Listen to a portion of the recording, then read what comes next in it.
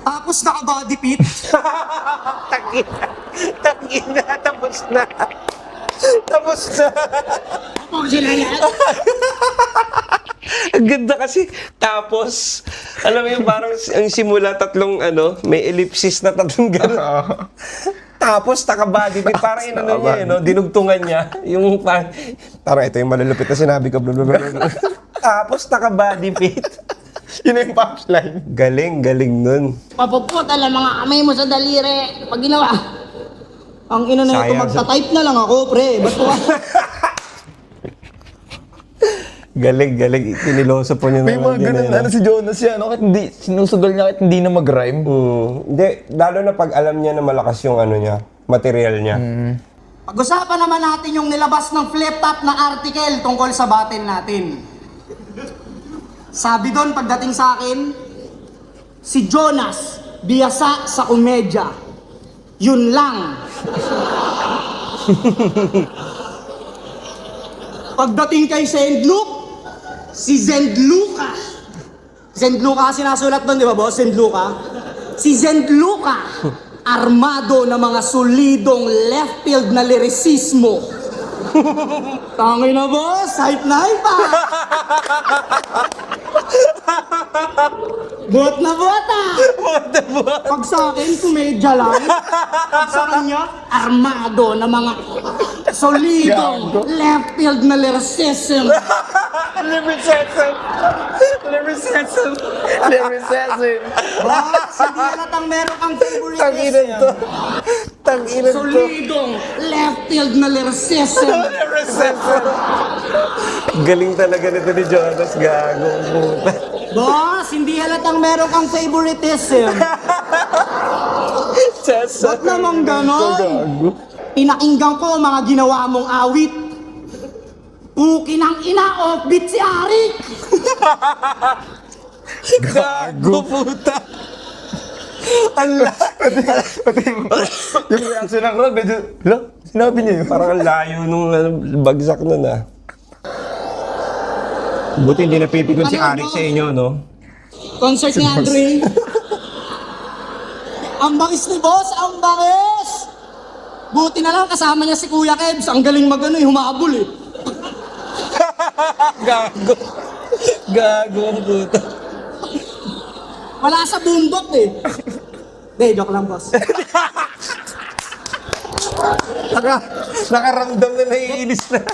Nakaramdam na naiinis na si Arik. Bunawi eh. Biglang premiere. Sige, sinasakinta na eh. Hindi, joke lang boss. Hindi pa tumingin. Hindi nakatingin. Joke lang, boss. Hindi nakatingin. Hindi, mga ano talaga to. Ang title, Gabay, Hiraya, Tatlong Hiwaga, Tang-ina pang palalim na mga may isip na mababaw. Yung tipong ang sarap i-sound trip bago ka magnakaw.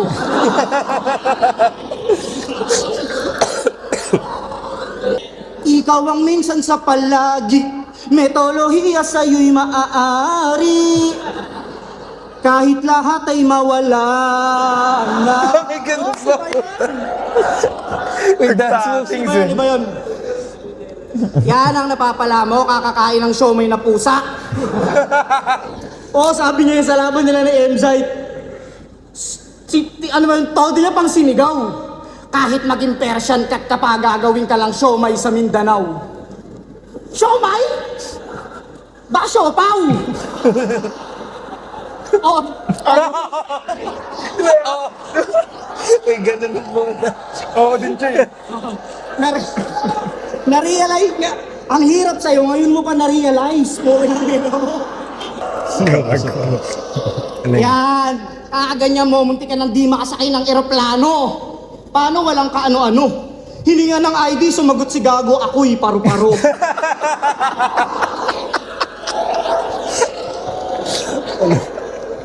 Paru-paro? Bulbulin ka na, tangina, gusto mo maging paru-paro?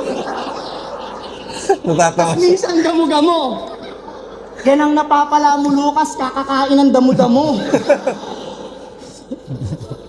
Unang lapag nito sa Maynila, inabot ng katakot-takot mga pare. Sumakay ng taxi nung sinisingil, binabayad niya kalapate. Rin siya. Labate. Pagpasok sa hotel, na-stress si Arik, Diyos ko Lord. Nasa labi ka pa lang daw, puta naguhubad ka na ng short. Yung mukha ni Sendok eh, no? Parang naiisahan yung mukha. Pagpasok ng kwarto, puta biglang gininaw si Abnoy. Nagre-request kay Enigma ng kwartong may apoy. Boss, ako daw. One line, tinutuliner na yun, no? Wanto-wanto lang. Ang lambot pa raw ng higaan. Panay-reklamo to si Damuho. Alas 2 ng madaling araw, si Arik pinaghahanap mo ng puno. Kaya dinala na lang nila plasma to sa club. Kaso puro rin katangahan. Yung babaeng sumasayaw ng hubot-hubad, puta gustong damitan. Pinag-table ng babae. Si Utol kinabahan. First time niya raw magkaka-chicks na hindi putol yung katawan.